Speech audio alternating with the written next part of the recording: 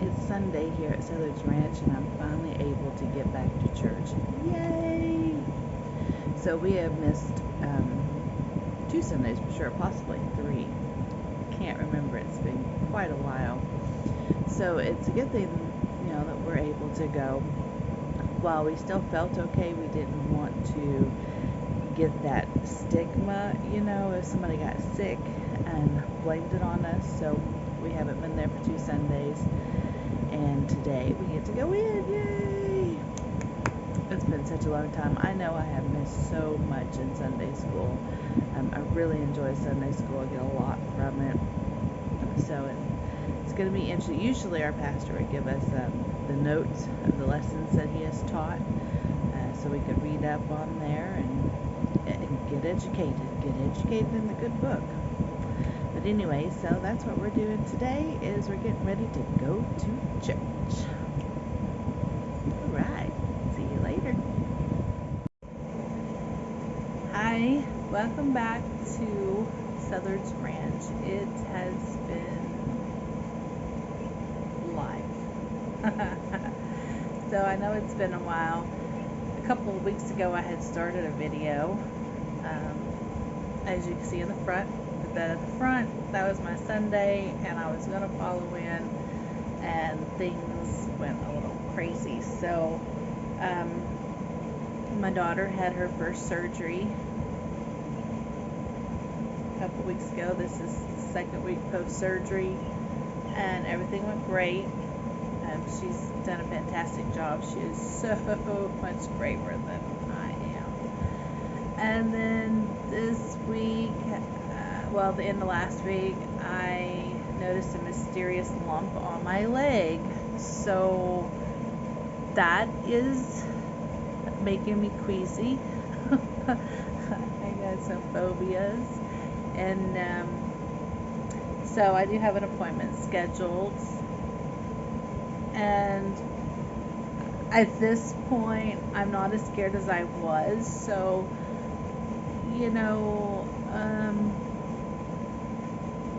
I had went out and closed the greenhouse, and we had some mosquitoes and biting flies, and they were kicking my butt out there, right?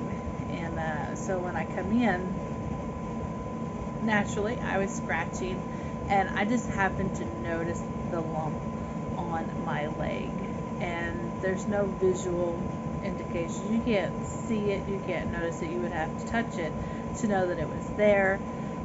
It doesn't hurt. So my mind is, okay, that's not normal. And how long has it been there? Because as a busy mom and a wife, and dealing with all kinds of life situations, we, as the mom, as the female who run a lot of things, we run a lot of the tedious things that the men don't like to run. Men, they do a lot of hard work, and the women, you could say it's inside work, outside work, but really the women have all the doctor's appointments and pay the bills and call and talk to people and organize dinners, or you know what I'm talking about. We have a lot. So when it comes to little things, take care of ourselves, like shaving our legs, oh my gosh, I haven't done that for I don't know how long. I know that's sad. But it really is just a routine of you take a shower, you get dressed, take a shower, you get dressed, and you move on with your day. And once a week, which for me is on Sunday, is when I wear makeup. I don't wear makeup any other time. I don't pay attention to my body unless it is bruised, hurting, bleeding. I don't pay attention to it. So again, it was alarming, because it's like it's on my right leg, on my calf, and it's to the left of my shin, and it's about the size, at that time it was the size of a silver dollar, and it was elongated over to the top of my shin bone, and it was poofy. Poofy over my shin, and a little firmness to it over my calf area. It was alarming to me. I was just I started to panic. Oh no, is this a cyst? Is this a tumor? Or how long has it been there? And it did not hurt until I noticed it. And I know that in my mind it is not hurting. It does not hurt. It only hurts when I think about it, when I know it's there now, so it hurts. I know, it's crazy. So that night, sleeping in bed, it went down. It came off of my shin, and it was only on the calf side, and it was the size of a quarter. It had went down. So I thought it's probably an allergic reaction to a bite that I got, and I had taken Benadryl that night.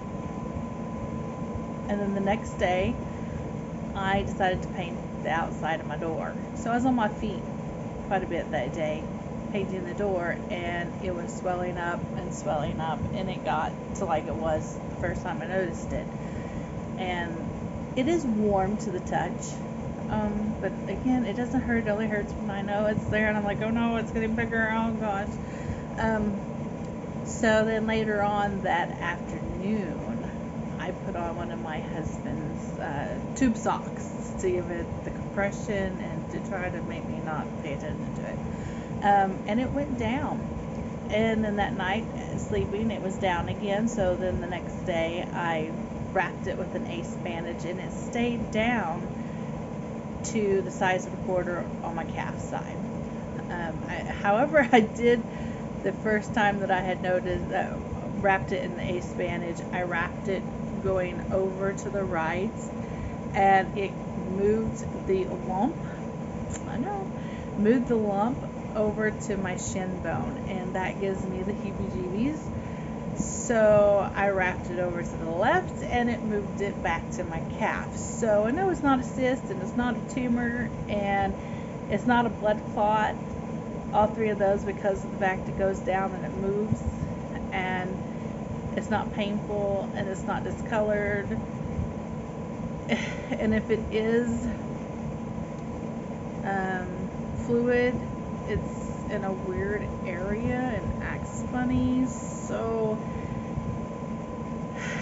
I mean, I had a lady at church say it sounds more like a varicose vein issue. So I don't know. It's weird, and it just gives me the heebie-jeebies. And the more I think about it, the more I research it, the more sickly I feel, because that's just how I've always been. I've always had a phobia with blood and needles, and anytime you talk about them, the more you talk about it, the more I don't feel so well. So I don't know. I don't know why that started or how that started. It could just be like a PTSD thing. Because when I was younger, you see, I'm a hard stick, and by gosh, they were going to get blood one way or another, right? They would strap me down to the beds, and they would poke me everywhere to try to get as much blood as they could. And the more they search, the more I get sick. Does that make sense? So trying to deal with it, being an adult, is even harder. So I know when I was pregnant with my first son and my second son, to me the worst part of pregnancy, other than morning sickness, was getting poked with needles. I absolutely hated it. And so they would lay me down because they were afraid that I would pass out. They would lay me down. Still wouldn't work sometimes. But, you know, my veins are small, they're deep, and then they roll, and then when you finally get some blood coming, it'll just stop. And then they have to go digging around, and it's terrible. And I've tried all kinds of things: hydration, taking fast walks down the hallway, just all kinds of things you can think of to try to help them to get it. But it's really just the nurses, and I have to complain about that. I don't understand why they don't have the same training for your nurses that you have for phlebotomy. Now, it wasn't until these past few years that I have gotten to know a phlebotomist. So, I go to the doctor and they want blood work. They can't get blood work, and so my doctor said, "Well, we'll just send you to the phlebotomist in town." Boom, one tap. I'm out of there in 30 seconds. Kid you not. And they know what they're doing. They know what they're doing. So every time that I have to get blood work, she already knows. My doctor already knows. Send it to town. I'm going to town. I will drive to town for a 30-second stick to, rather than sit at my hometown clinic and fight that, and then chances are they won't get what they need, and it's going to be more. It's terrible. It really breaks my heart because I know that I'm like a fluke, right? Most people are easy to stick, and I'm just a fluke. But I don't understand why they don't have the same training, because an RN is the first one to tap you. That's just all there is to it. When you go to the ER, it's the RN who's going to tap you, but they can't tap me, and it just makes more stress on me because they can't do their job, and that makes me very mad, upset. And I don't get it. I mean, a phlebotomist takes 6 to 8 weeks of training. An RN is taking you minimum 2 years. And okay, that's my rant. Absolutely hate that. And in fact, when I had my daughter, I got a home birth, and I say I opted for that, but no, I dreaded every bit of the needle stuff, and they wanted to do a C-section, which I felt was wrong. It was in my heart that wasn't right, because I'd already had 2 children naturally. So why now would I need a C-section? However, I tried my best. Like I said, my daughter's a lot braver than me, and she has more self-control. I tried my best to do all the rules prior, but then I did slip and have some water. Because, my brain is, what's the difference in ice chips and water? I can chew ice, but I can't drink water? You're kidding me, right? So when I went in, that was a holiday weekend. They wanted to do it on that Friday, and I told them I had some water, and they said, well, we can't do it. They sent me home and told me to come back on Monday. I just didn't feel right, and I was terrified. I just did not want to do this C-section. I've never had surgery before in my life. I have not broken a bone. I haven't had anything more than an episiotomy when it comes to stitches. So I'm a sissy. So I got on the internet and found a midwife in town, and I met the midwife on Saturday, and I had my baby girl on Easter Sunday, and I never went back on Monday. I never saw that doctor again. So when it comes to needlework, I'm the last one. Yeah, just no. So if it would have done, and I know I'm going to have a surgery at some point, and I told my daughter, I said, you got to be there for me, because she's just so brave. And I can't do, I'm not going to be able to do like she does. You're going to have to lock me in a room, keep me away from everything, because I don't have the willpower to say no to things. Like, I'm thirsty, I need a drink, I'm choking on my spit or something. I know, I'm terrible. But no, the more that they are feeling, the more I get sick. I start getting dizzy and can't breathe and lightheadedness, and it's better if they don't do that. So, anyways, so that's kind of like what's been going on. We have had the heat wave. Let's see, we had 3 days, it was 108 degrees. Then the 4th day it was 111. So So the greenhouse has been cooking anywhere from 113 to 120. Oh yeah, it's a sauna in there. The grass is dead, and that's usually how we make some extra pocket money here in the summertime, is mowing people's grass. And well, it's dead, so there's not been any grass mowing. The plants aren't doing that great, but trying. The radishes got eaten up by some bugs. And that also affected the comfrey that we had next to it. They started eating on it. I'm going to assume that the comfrey is going to be okay and come back. It's my first year with it, so I don't know.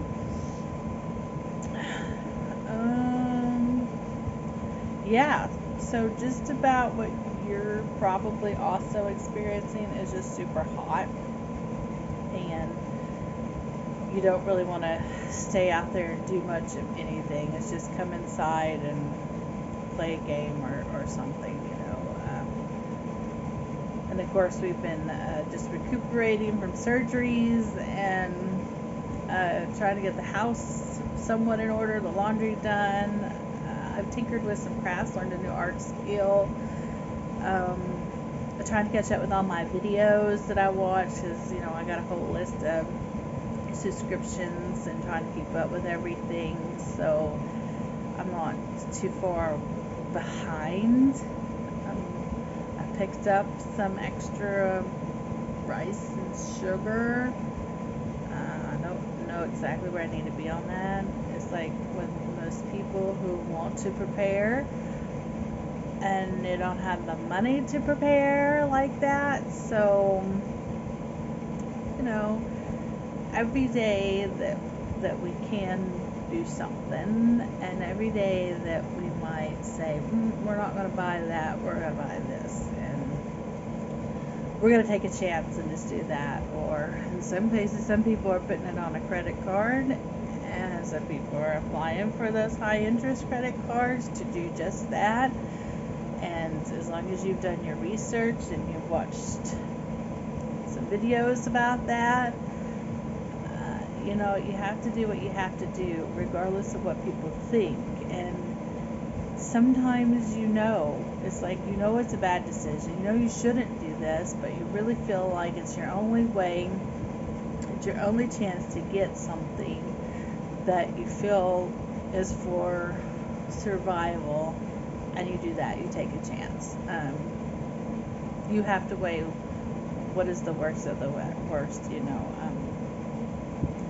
As of today, there is no debt jail. I guess you would say debt jail.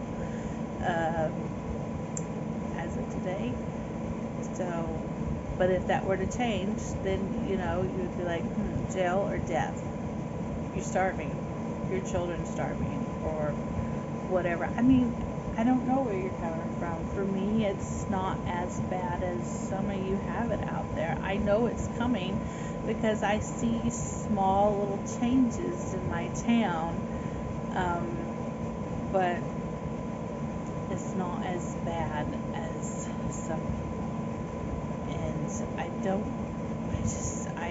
I worry about that, how far we're going to be able to go, if we're going to be able to make it, how long we're going to be able to make it. And I also had to think about my kids who are coming of their freedom age. You know, my son is out there in his world, yeah, he's got his own world now. And my daughter is fixing to be 18, you know, next year, and she's always been wanting to fly away, and I hope that she doesn't, because I see what's on the horizon, and it would be a waste of money if she did, for us to try to invest in her own place and groceries and things like that. She should just stay home where it's more prepared and more safe, and we got your back. And I'm sure that she will, at least until she's done with college. That's what I keep telling her. I can't imagine. Are we really going to go 3 more years? Really? I just can't imagine. Anyways, that's our update. hopefully I'll see you sooner than, but if not, life goes on and I'll catch up with you sometime.